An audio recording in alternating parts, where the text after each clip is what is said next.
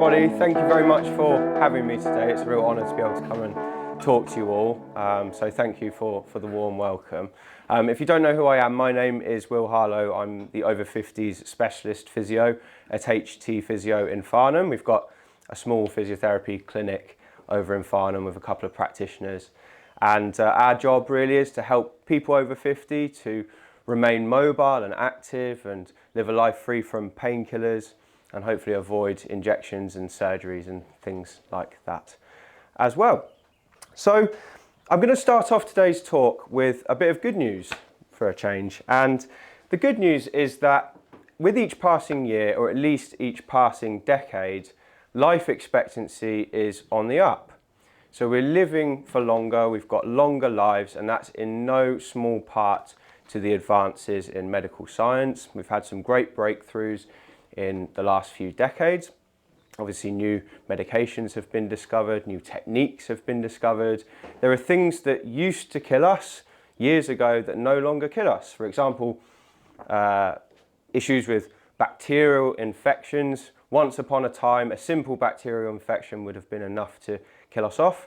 And now it's just a quick trip to the GP and then down to the chemist to get some medication, and those things can be fixed. So to back up that statement, there's a few facts I've got for you here. So in 1950, the life expectancy of the average person was just 69 years. And 70 years on, today that's gone up to 82. So the average life expectancy today is 82. And for someone who is born today, they can expect to live on average 91 years, with 1 in 5 of those people making it over the age of 95. So we are living longer lives. But the bad news is the quality of our lives, especially in the last decades of life, has not necessarily kept pace. Arthritis is more common than ever. Disability is just as common as it always has been. Risk of falls is just as high. We've got problems like diabetes and heart disease that continue to increase with each passing year. So even though we're living longer lives, the quality of those lives has not necessarily kept up. So that brings me on to the topic of today's talk. So we're going to be talking about something today which I term Healthspan. And Healthspan is not my own concept. I've borrowed it from a doctor called Peter Attia, who coined this phrase, but it encapsulates everything that I talk about to my clients and on my YouTube channel as well. And Healthspan is a measure of the quality of your life, not just how long it is. So the title of today's talk is the 10 keys to Healthspan, how to live a pain-free, healthy life past the age of 65. So hopefully you'll get something from today's talk. So we talked about lifespan. So lifespan is how long you live, but Healthspan is the quality of the years that you live. So if lifespan is a measure of length, Healthspan is a measure of how healthy you are within that length of life. So it's a measure of quality over quantity. So you might live for a long time, but I'm not sure if you agree with me. If you're immobile, if you're in pain, if you're disabled, if you're not enjoying life, then really have you achieved anything meaningful other than to just live a long number of years? So modern medicine focuses on expanding the lifespan of people, but what I want to focus on today is the health span. So health span is kind of an umbrella term really, and it encapsulates things like strength, things like mobility, things like flexibility, things like your fitness, and things like your balance. And we're going to touch on all of these things as we go on. Health span is inextricably linked to lifespan. The healthier you are, the longer you tend to live, but the happier you'll also be during those years as well. So I'll tell you what we're going to cover today and then we'll dive into it. So the first thing we're going to talk about are the 10 signs that you might not currently have the best health span. And then I'm going to give you the 10 keys that I believe are fundamental to improving that health span. So I hope this is going to be useful, and obviously at the end we can cover any questions as well. So let's dive into it. So the 10 signs that you might not currently have as good a lifespan as you should. The first thing is you're unable to stand on one leg. Now, many people laugh when I say this because for some people it's been years and years since they've tried to do that. But standing on one leg is a measure of your balance. So if you don't have good balance, you're at higher risk of falls. And falls are a leading cause of disability later in life. We're going to talk about falls in more detail later on. But for the moment, with these 10 signs, I just want to see if you can, I want you to see if you identify with any of these and make a mental note of them, because these are all things you can work on. The second sign that you might not currently have a great health span is you've noticed a weakness in your grip. Okay, so this is quite an interesting one. Many of the people who come to see me, especially the people in their 70s, 80s and 90s, they say, I just can't open jars like I used to, or doorknobs are difficult now. I can only open a door if I've got a handle rather than a doorknob. And these are all signs of a loss of strength. Now, grip is an interesting measure because the research shows that having a strong grip is actually correlated with a long and healthy life. And it's not that the grip itself allows you to live longer, it's a proxy measure for your overall strength. So it's no good going out and just working on your grip. You should go and work on your overall strength and your grip will improve as a result. So there's some really interesting data to show that alongside cardiovascular fitness, having a strong grip is a great predictor of people who are going to remain independent and mobile. Now, the third thing that might indicate that you don't have as good a health span as you could is that you're unable to get up off the floor. And again, people often laugh when I say this because many people have found that through either a fall, unfortunately, or they've just managed to sit on the floor when they're gardening or something and they struggle to get back up. But many people are surprised by this when they first realise that they don't have the ability to stand up from the floor like they once could. We're going to talk about why that's so important in a bit. Another sign that you don't currently have the best health span is pain. So if you've had pain in one or more joints for over 3 months, I would say that's cause for concern. But the good news is many painful problems that cause pain in the joints can be improved provided you know how. In fact, I'd go as far as to estimate probably 75% of the people who come to see me with a painful problem, we can usually at least improve their pain, even if they'd written themselves off as just suffering because of their age. And that even counts if your GP has told you that the problem you've got is just to be accepted because of your age. So the fifth sign that you might not have as good a health span as you could is that you get out of breath on tasks that you shouldn't. And tasks that you shouldn't are things like climbing one flight of stairs, or maybe walking to the end of your road, or maybe just doing a little bit of light gardening. If you find that you're out and about and you feel a bit puffed, that's often a leading sign that your fitness isn't what it should be. And thankfully, again, fitness is something that can be improved at any stage of life. Another sign that your health span is not what it should be is if you've suffered a fracture in the last 12 months. Now, obviously, to suffer a fracture, most people have fallen or they've hurt themselves if they've suffered some kind of insult to the body which has caused the fracture. But to cause a fracture, it should be a pretty significant injury to make it happen. But as we get older, the insult that causes the fracture can be less and less and less, especially with things like osteoporosis or osteopenia. And now these are terms that are used to describe medical problems where the density of the bone has started to decrease. In fact, in the UK, 1 in 3 women are going to develop osteoporosis and 1 in 5 men will develop osteoporosis at some point in their lives. And this problem makes fractures more likely. So doing everything we can to strengthen the bones as well as the muscles is key. Now, another sign that your health span might not be quite as good as it should be is if you've ever noticed yourself dropping into a chair. Okay, now I'll give you a quick example. And we've all been guilty of this at times. You feel tired at the end of the day, you go to sit down and you flop down like this. And it's okay to do that once in a while, especially if you're tired. But if you make that a habit and you don't use the strength in your legs to slowly lower yourself down, eventually you'll find that you can't lower yourself down even if you tried, because it doesn't take that much time before the muscles start to decrease in strength. So Dropping into a chair is another proxy measure of overall strength that I like to use. If I get someone into the clinic, I'll often ask them to very slowly lower themselves down into the chair. And if they drop that last 6 inches, I know that they probably don't have that much overall strength. Now, the 8th sign that you're maybe not as healthy as you should be, or your health span is not as good as it should be, is you feel afraid of falling when you're walking on unfamiliar terrain. And again, this is something that many of my patients mention to me, that they're out and about walking, and whenever it's, craggy pavements, or they're walking on slightly wet pavements that they're not familiar with, they feel afraid that they're going to topple over. And this fear of falling, A, is horrible, but B, it reduces the likelihood that someone's going to continue walking.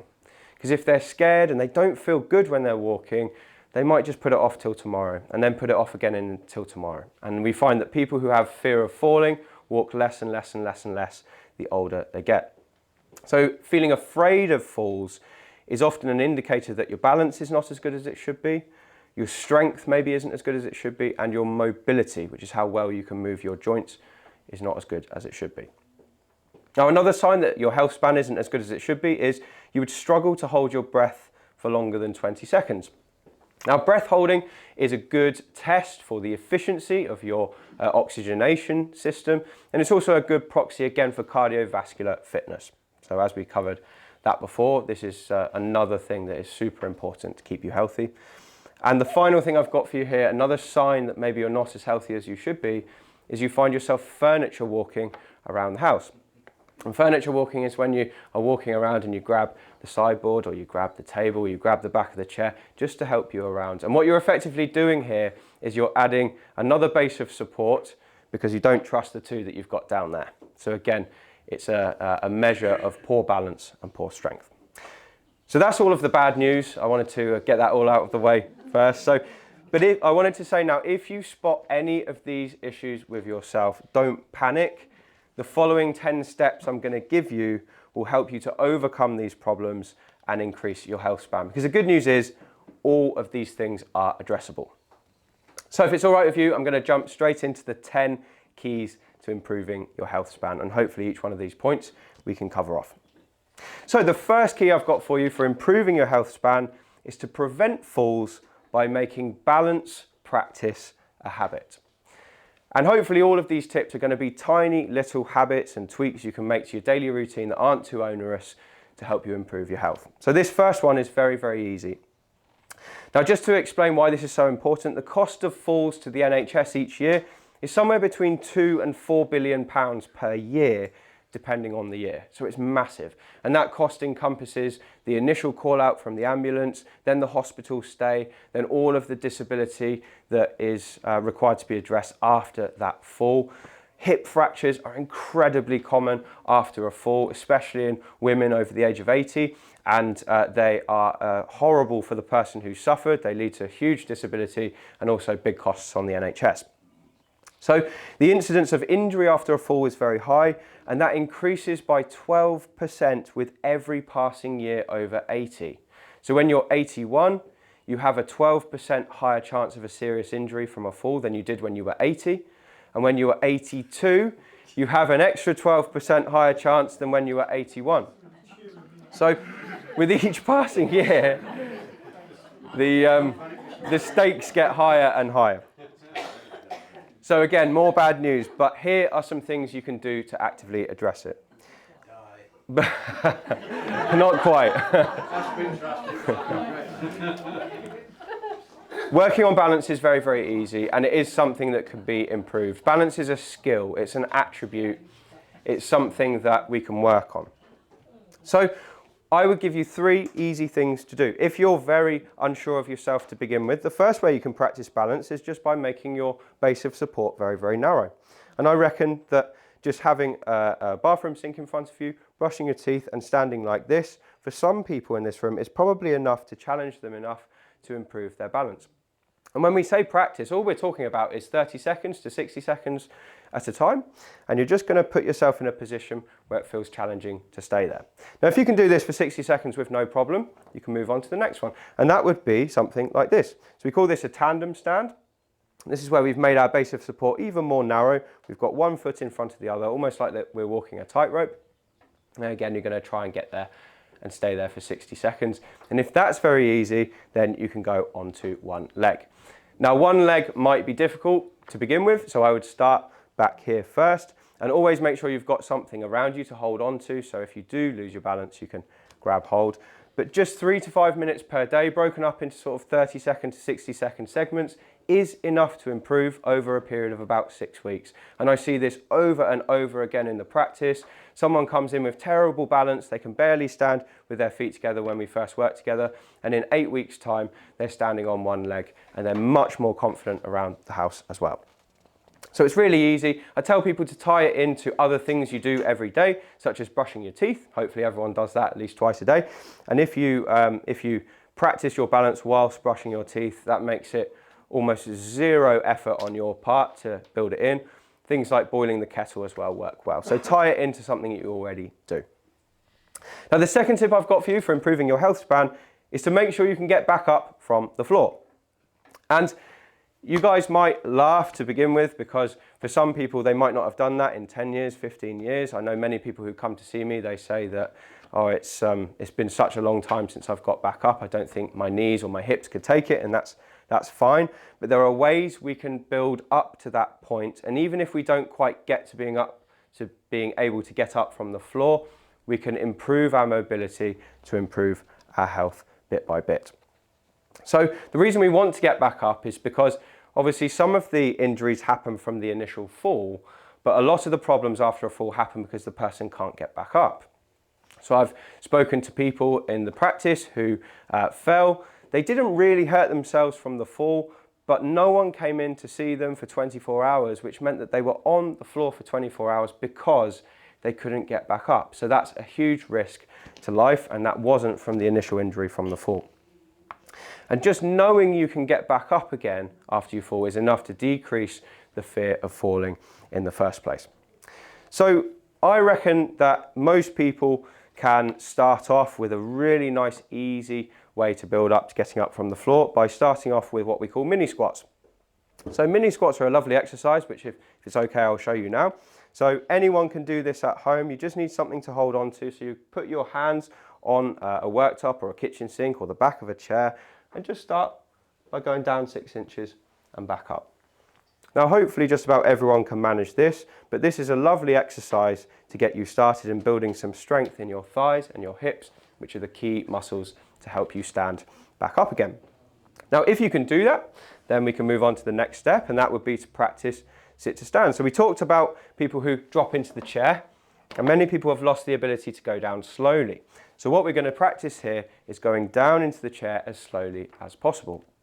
So starting with 2 feet on the floor, and then very, very slowly lowering yourself down until you're sitting. It's a lovely way, again, to build strength in your thighs and in your hips. Now, if you can do that with no problem, we can move on to the next step. And the next step would be to practice getting down onto one knee. So again, I'd recommend having something to just hold on to. You have one leg behind the other. See if you can just get down to here. Obviously, if you've had a knee replacement, that makes this difficult, but it's a really good exercise to do for people who have healthy knees. And if it hurts your knee to get down there, try putting some cushioning down. But as you can see, it's kind of a step-by-step incremental progress to take you from standing to going down and then back up again. And there's so many different ways you can practice it. If you find that too difficult, what you could do is start on your bed, lying down flat, and just practice gently sitting up with your knees raised, just so you're running your hands up your knees like this. That helps to build some core strength, which is also important from standing. And if you can just get from lying on your back to rolling onto your side and sitting up in the bed, again, that's great practice for getting up from the floor. So hopefully all of these things will give you a couple of ideas for things to practice if you can't necessarily get all the way down and back up again right now. Now that brings me on to my third point, which is using your legs when you get down from a chair. So many people find that they over rely on their hands, especially when they're doing sit to stand movements. So if you've had a chair at home with armrests, it's very easy to get used to lowering yourself down into the chair using your arms. And people use the strength at the back of their arms to do that quite a lot. Now the same is true for stairs. So if you've got 2 banisters, what we find is many people over rely on this pulling movement to get themselves up and this kind of lowering movement to let themselves back down. And the reason we do that is because we're all lazy at heart. We want the easy route for everything, and the body always takes the easiest path. But if we over rely on our arms, we end up with quite a strong upper body with a weak lower body. So again, practicing that movement is enough to improve it, and sometimes just being aware of what you're doing is enough to improve it as well. So if you're at home today, you might notice that you are using your arms on the stairs, and that might not have been something you'd notice. But if you can improve that, then you're going to be able to get stronger legs over time. It doesn't take that long. All of these things probably take 6 weeks, 8 weeks to really notice a massive difference, and that really is independent of age. We see it in the clinic all the time. So the 4th point I've got for you today to improve your health span is to maintain the mobility of your joints. Now, over time, as we age, if we develop arthritis in our joints, which just about everyone does, you're going to find that your available range of motion at each joint decreases with time. So thankfully, I'm of an age where I haven't yet developed arthritis in my knee, and I've got a nice full range of motion when I bend and straighten my knee. But many of the people I treat, they come to see me and they can only move their knee to about 90 or 100 degrees. Now that process has happened very slowly. It's not like they woke up one day and suddenly they couldn't move it to more than 100 degrees. It developed over a number of years, probably decades. So the insidious thing about that is the process of developing that stiffness tends to be pain-free. So the person doesn't notice it happening. It's happening slowly over time. But the good thing is, if we're aware that's happening in our bodies, we can put in steps to mitigate it. And mitigating it is as simple as practicing that movement over and over again on a consistent basis. So in many cases, the stiffening up of our joints can actually be prevented if we're proactive enough to spot it and then stop it from happening. And it can be as simple as bending the knee 10 times to its full range of motion, then straightening it every morning. Sometimes I'll give people just that exercise to begin with. They come to see me with a stiff knee, and all I ask them to do is to straighten and bend their knee 10 times in the morning and 10 times at night. And it's often enough to stop the stiffness from getting worse and improve it overall. So gently working into that little bit of resistance is advisable, but not into pain. So I'm not asking you to pull it as far as you can to the point where it's agony. We just want to take it to the point where you're on the edge of stiffness. You just feel that stiffness creep in, and then you take it back. And you can do that for any joint in the body, particularly the ones that feel like they're developing a bit of stiffness over time. Now, the 5th thing I've got for you to improve your health span is to work against resistance. Now, this might surprise you, but running and cycling and swimming are actually not the types of exercise that have got the most proven health benefits. The type of exercise that does have the most proven benefits, backed up by hundreds of scientific studies done over the years, is something called resistance training. Now, many people will erroneously believe that lifting weights and using resistance bands is just the realm of the bodybuilder or the athlete. And in fact, that is not the case. Resistance training is suitable for just about everybody. And what it is moving your body against an external force. So it could be dumbbells, it could be the machines at the gym, it could be just your body weight, it could be things like press-ups on the wall, it could be the sit to stand that we spoke about earlier, which is just moving your body weight against gravity.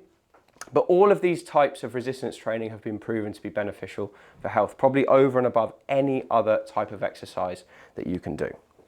So I'm just going to read a quick excerpt from my book. So I created a chapter in the book about resistance training where I spoke about some of the scientific evidence for how beneficial it is.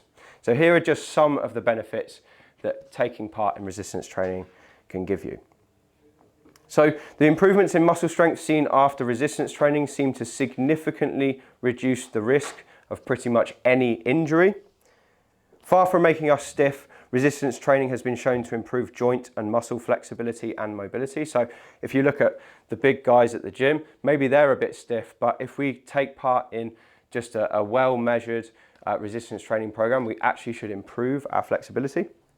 You'll lose body fat, but you'll also find it easier to keep the fat off as you gain muscle. Having more muscle on your body raises your metabolism, meaning you burn more calories at rest than someone who is the same age as you but doesn't have the same muscle mass. So there's another benefit. There's some evidence to suggest that resistance training slows down cognitive decline in older adults. So using dumbbells and weights and resistance bands can actually keep your mind young as well. Resistance training leads to improvements in stamina, meaning you won't get so tired when you're out walking with friends. Back pain can often be improved through resistance training. Increased strength leads to better support for the lower back and less pain as a result. Those who resistance train seem to have a lower risk of anxiety and other mental health problems, so there's other mental benefits there too. Resistance training is a great way to protect against and treat arthritis in many different areas of the body. And in fact, resistance training is one of the things that I prescribe the most to my clients who come in. I give them some simple resistance exercises for things like knee arthritis, hip arthritis, and back arthritis as well. Strength training leads to improvements in mobility and balance, making falls less likely. Those who take part in resistance training generally look healthier, in my opinion, and it has been proven that it helps us to maintain a younger looking posture as well. People who end up sunk in like this with a bit of a hunched posture can often improve it by strength training certain areas of the body. Those who lift weights have a lower risk of osteoporosis as the body lays down new bone to cope with the demands of resistance training. So even though we're going to end up with stronger muscles from resistance training, you'll also end up with stronger bones, which is a huge benefit there, makes you less likely to suffer a fracture. You'll get the wonderful side effects of improved confidence, self-esteem and body image after resistance training too, which may lead to an increase in happiness, judging by one study. Your sleep should improve, meaning you can get off to sleep faster with less disturbances throughout the night, which is another big benefit there, I'm sure you'll agree. And you'll find that daily tasks become a breeze. Things like climbing the stairs, things like going out for a walk should all become easier as well. And finally, resistance training has been shown to have a positive effect on your heart and your lungs, similar to that of cardiovascular training like running, walking and cycling, which means that if you're going to prioritize just one form of training, I would recommend you make it resistance work. Now, it doesn't have to be a gym. You don't have to go out and sign up to David Lloyd. You can use resistance bands at home, very cheap on Amazon, small dumbbells, or just your body weight, like with sit to stand type movements. The key to making it effective is to make it challenging, to make it non-painful, so it shouldn't cause you pain, to make it progressive, so you make it slightly harder as time goes on, and to make it at the right dose, so you're doing it just enough, but not too much. So if I had to give you a recommendation, I'd say this is just about doable for most people. 3 sessions a week. Each time it should be 30 to 60 minutes per session. Choose 5 to 7 exercises in each session. I say a 70% intensity, so you feel like you're working at 70% of your capacity, and focus mostly on movements that use lots of different muscles and joints at the same time. Things like the squat, things like the bench press where you're pushing, things like a push-up, things like a deadlift where you're picking something up off the floor. These are all great exercises for people of any age. Now, the 6th tip I've got for you here is never stop walking. So walking is such a great exercise for pretty much everyone. We're built to walk. It's how we were designed. Now, we all hear the 10,000 steps a day number, but did you know there's actually very little scientific evidence to support that number? Does anyone know how that number came about? Why everyone says 10,000 steps?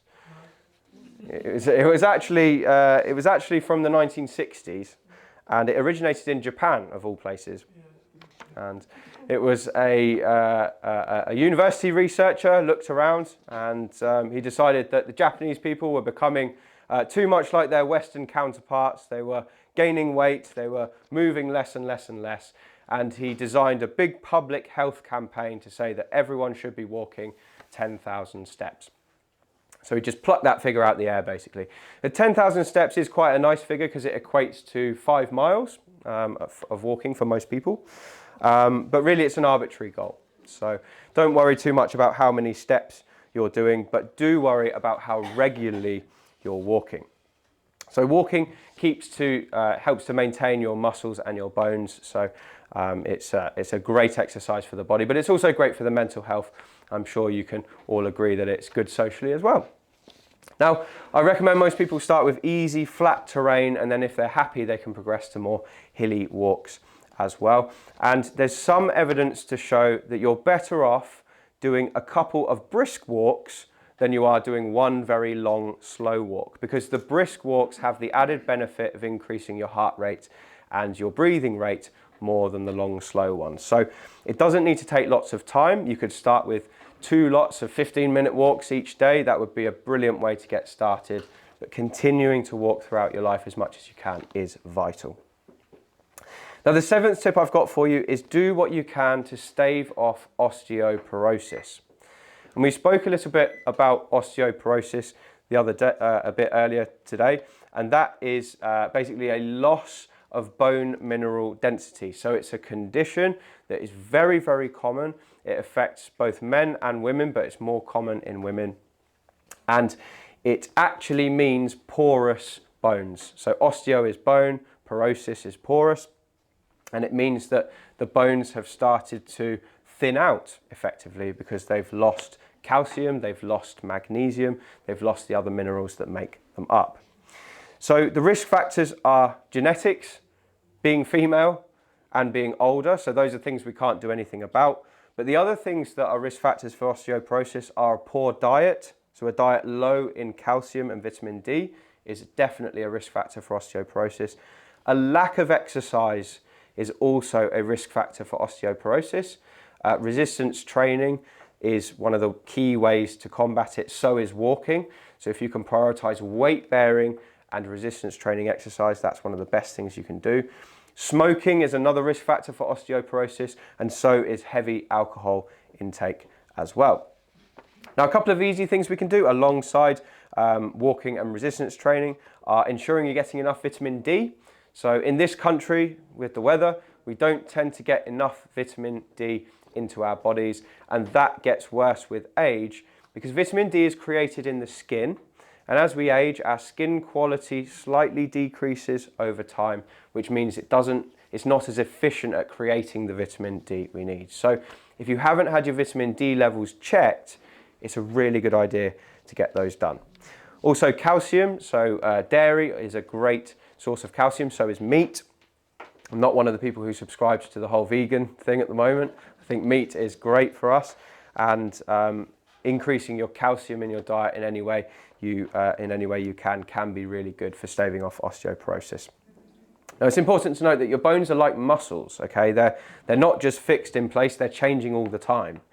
So just like we can strengthen a muscle, we can also strengthen a bone, and thankfully we do so in just about the same way. So walking and resistance training build new bone as well as new muscle. Now, the 8th thing I've got for you to help you improve your health span is to maintain proper blood flow in your legs. So many people come to me, they complain that they don't feel their circulation is very good in their legs, and this can be a big cause of problems, health problems. It can lead to significant losses in comfort, so it can cause pain, and it can also lead to problems with mobility as well. Now, lots of issues can contribute to a loss of circulation in the legs, including problems with the heart. And if you've noticed you've got swelling or skin changes down in your lower legs, that definitely needs checking out because it could be that you're suffering with a loss of circulation down there. But if you are worried about your circulation, there's lots of things you can do. Exercise obviously is one of them, but there are other things too that don't require getting up and moving around. One of them is to wear socks that are slightly higher than the average, that come up to here, that have a bit of a compressive component to them. So there are kind of airline socks that you can wear, which they do work really well, but people find them uncomfortable. One thing that I've found to be quite good is actually the old football socks that we used to wear when we were playing, the ones that we tuck the shin pads into. Those tend to be pretty good because they're quite compressive. They're also a lot easier to pull on. I know that people have trouble pulling on those tight airline socks. So something like that, just to bring a bit of compression into your calf, is a really good thing that can help. So is hot and cold therapy, so having heat down in your lower legs, hot water bottles, things like that can increase blood flow. What heat does is it causes the blood vessels to dilate, so they open up, which increases the flow of blood. And then positioning is important as well. So if you are sitting at home, rather than sitting like this with your feet down, if you can have one or both feet raised up slightly on a foot cushion or on the chaise lounge or whatever you've got at home, you want to ideally get your ankle just above your hip at that level, and that will help to naturally drain some of the blood out that would sit there otherwise. And the other thing that can help you as well is not sitting with a block behind your knees. So we've got some very important blood vessels that live at the back of the leg. We've got an artery and a vein that live back behind the knee. And if we're sitting with the front of the chair pushed into the back of our leg, that can sometimes occlude that blood vessel and stop the flow of blood. So just having ourselves slightly further forward in our seat to allow a bit of space between the front of the chair and your leg here, that can also help. The other thing that's quite good is hands-on treatment. So we do quite a lot of treatment for people with poor blood flow at my clinic. Massage, things like that, ultrasound can all help as well. So if you're struggling with it, don't just try and solve it on your own. There are people out there who can help you. So another thing that's quite good when you're sat down is keep your ankles moving. So if you raise them up and then do what we call ankle pumps, which is where you're pushing it down and back up, down and back up, that's a really good way to get the blood flowing. And if you want to do something on your feet, a nice way to increase that even more is to do some heel raises. So again, holding onto the back of something, coming up onto your tiptoes and back down. And what we're doing here is we're activating something called the muscle pump. Now in our legs, obviously we've got the disadvantage down there of having gravity pulling blood flow down into our feet. But there isn't anything really to push it back up unless we're contracting our muscles. So a contraction in the muscles down here is often enough to squeeze that blood back up towards the heart, almost like squeezing a tube of toothpaste, and it can keep your circulation going a lot better. So the 9th tip I've got for you here, and this is one not just relevant for people over the age of 65, and this is to maintain a healthy weight. Now, obesity is linked with many diseases and physical health problems, along with reduced mobility and increased pain. So one of the only real ways to maintain a healthy weight is to keep half an eye on calories. And I know there's a lot of research coming out at the moment from the likes of Tim Spector and the Zoe project that maybe calorie counting isn't quite as effective as it once was thought to be. But keeping track of how much you're eating is still pretty much the only way to keep your weight under control if you're not exercising. Now, another thing that's really good is to try and minimize the consumption of ultra-processed foods. So ultra-processed foods are basically foodstuffs that are created in a factory. So when they are on your plate, they bear no resemblance to a natural food in the wild, if you like. Okay, so ultra-processed foods are things like cakes and pizzas. Unfortunately, also things like supermarket bread fall into the category of ultra-processed foods. And to give you a clue, look down the ingredients list, and if there's more than 10 ingredients on there, it's probably an ultra-processed food. And these have been shown to be hyper-palatable, so we want to eat more and more and more of them. They're also processed by the body incredibly quickly, which means you eat it and then half an hour later you're hungry again.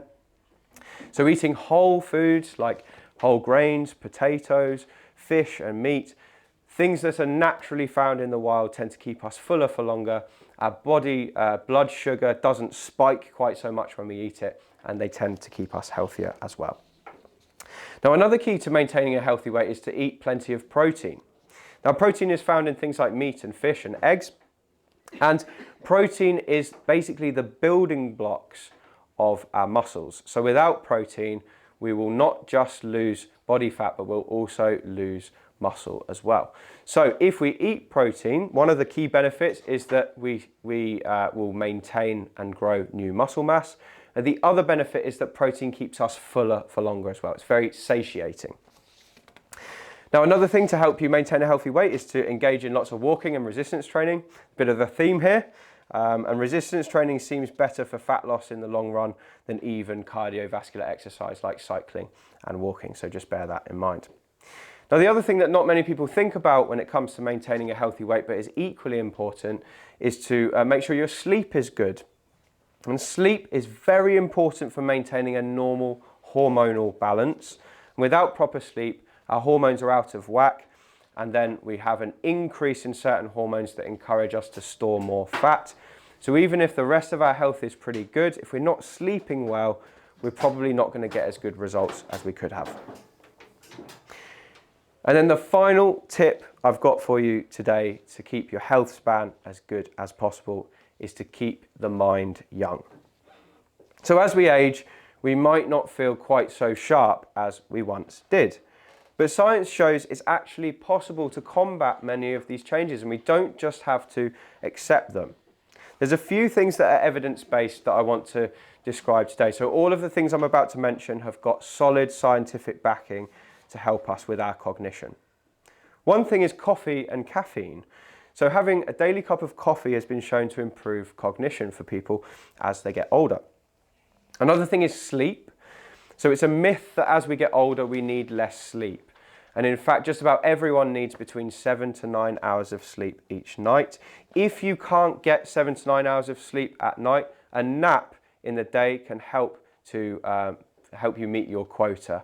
And naps have been shown to be particularly effective at increasing cognitive performance. And there's some studies that show that straight after a nap, our performance in cognitive tasks like puzzles actually increases. Now, one of the best things for keeping your mind young, and I would say this is the main thing to prioritize here, is being social. So being social in groups like this can help to keep the mind sharp. Obviously, talking with others, especially people of your own peer group, is really, really effective. And loneliness is one of the biggest risks for cognitive decline. There is a almost perfect correlation between how lonely someone is and how quickly their cognition declines with age. Interestingly, learning a new language seems to be superior to other brain tasks for keeping the mind young and healthy. And it seems that people who have more than one language experience a slower rate of cognitive decline as they age. Problem solving is very important, and not just puzzles. We could think about, practical issues. I've got some men who come to see me in my clinic who go to a group called Men in Sheds. I don't know if anyone's heard of that before, and it just seems to be a fantastic organisation. It allows the guys who are a part of it to get into a group, but also to solve practical problems. I know that the Farnham one, they built a new planter outside the civic offices in Farnham, and they also fixed the church bell, which is a hugely complex task, helping them to get it down and then take it all apart, put the mechanism back together and then put it back up, and it's amazing what they've done. But I mean, by far and away, the biggest benefit to having groups like that is what it does for the people who are a member of it, and that is to keep them as young as possible. Avoiding smoking is an obvious one. Smoking has been associated with increased levels of cognitive decline. There just doesn't seem to be any benefit to smoking whatsoever. And now a little bit of good news for you. Apparently, alcohol in moderation, there is some evidence to show that mild to moderate alcohol intake might be neuroprotective, which means it might actually help to keep your to keep your mind young. But heavy intake has definitely been associated with a higher risk. So keeping it mild to moderate seems to be key. Keeping blood sugar in control is also really, really important. Wild spikes in your blood sugar from eating loads of sugary snacks have been linked to a risk of neurodegeneration. So keeping kind of a lid on how much sugar you put into your tea and how many biscuits you eat too is key. And keeping blood pressure under control as well. So blood pressure, obviously, if you have high blood pressure, we know that that's a risk factor for cardiovascular problems and stroke, but it's also a risk of accelerated neuro decline as well. Many people have high blood pressure, but for many people it can be controlled through lifestyle. So having a healthy diet, not eating too much cholesterol is a good way to keep your blood pressure under control. So is walking, so is cycling, and shock horror, so is resistance training. And one of the best ways to decrease your blood pressure is to engage in something called isometric resistance training, which is a fancy term for muscle contractions without movement. So that there is an isometric contraction because my muscle's working, but there's no movement happening. Another great exercise, which is good for blood pressure, is something called the wall sit or the skiing sit, where you lean against the wall like this, you squat down a little bit and you hold it. And before long, you'll start to feel your legs working quite hard. But guess what? That's also really, really good for your blood pressure as long as you keep breathing. So that is everything I had for you guys today.